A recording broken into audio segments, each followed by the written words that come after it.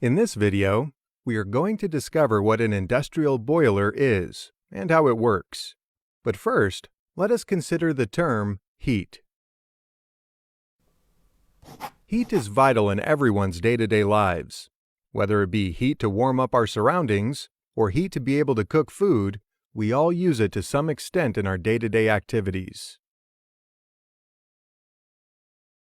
Water and steam are great heat carriers and are not damaging to our environment. The boiling point of water at atmospheric pressure is 100 degrees centigrade, or 212 degrees Fahrenheit. By pressurizing the boiling system, by giving it an airtight seal, we can actually increase the boiling point. This is how pressure cookers work. An airtight vessel to increase the pressure, to increase the boiling point. This makes the food cook in a much shorter time than if an open saucepan were to be used. So how does this compare with an industrial boiler? Well, for a start, industrial boilers can cope with pressures much higher than a pressure cooker. Industrial boilers are often made by welding together thick steel plates, allowing extremely high pressures to be made. It has to be made incredibly strong to cope with the high pressure, as failure to do so will result in forces close to an exploding bomb.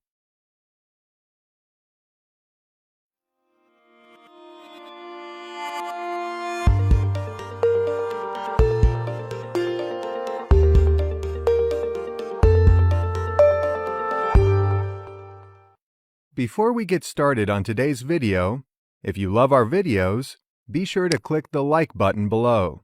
Then make sure to click subscribe and the little bell to receive notifications of new RealPars videos.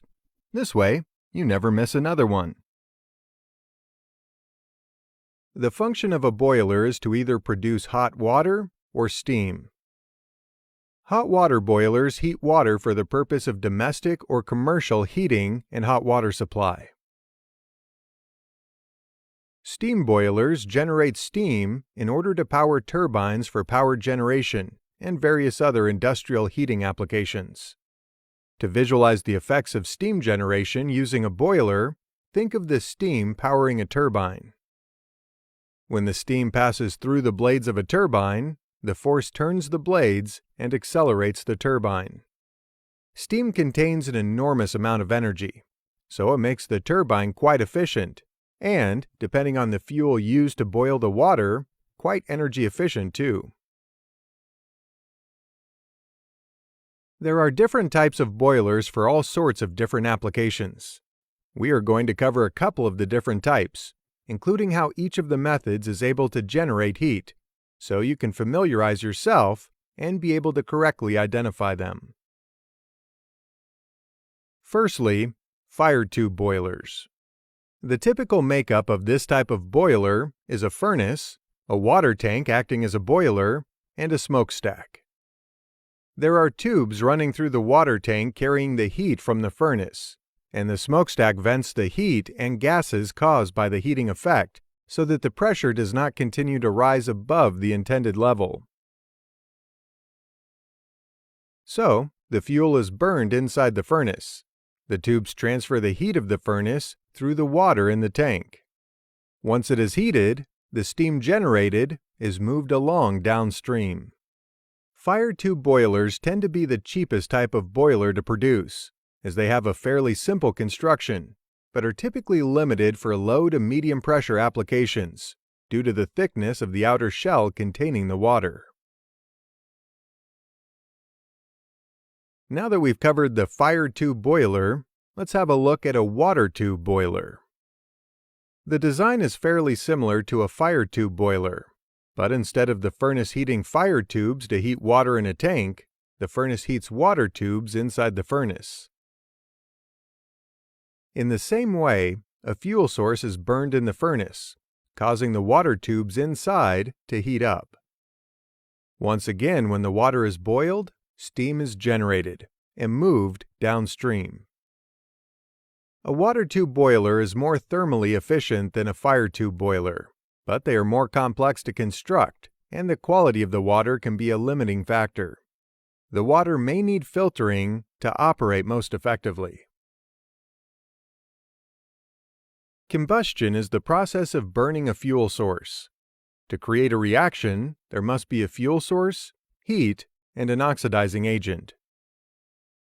Boilers can be designed to burn a specific fuel using any number of different technologies, but the main component to consider here is the heat source, or otherwise known as the fuel. The fuel is one of the most important aspects of a boiler, and is what burns inside the boiler to generate the heat. There are many different sources that can be used. Coal is a standard fuel source. In industrial boiler applications, the coal tends to be ground to a fine powder as it burns more completely than traditional bricks. Electric can be used as a heat source, either by resistance heating coils or electrode units. Electric would normally only be used for smaller commercial or domestic use.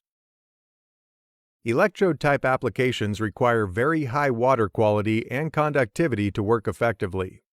Maintenance is key to electrode-type applications too, as cleaning the insulators is required to prevent arcing between the electrodes. Gas-fired boilers work by using either propane or natural gas, whereas oil-fired boilers work using gasoline or petroleum-based fluid. So let's now recap a few of the things learned today. Boilers are an extremely versatile and important piece of engineering equipment, not only for us on a domestic level, but at a commercial and industrial level too. There are so many different applications that boilers are used for. They are used in the food industry. Food at various stages of production needs to be heated or boiled as it is processed. Another interesting use of boilers is in the brewing of beer. During the beer brewing process, the malt needs to be ground and mixed with water, a process called mashing. This mash is then heated using steam for several hours before the yeast is introduced to trigger the fermentation. To generate heat, we need a fuel source. The reaction of having a fuel source, heat, and an oxidizing agent allows for a reaction to take place. This keeps the heat source going. By heating tubes of water and using fire tubes to heat a tank, steam is produced at extremely high pressures to produce enormous amounts of energy.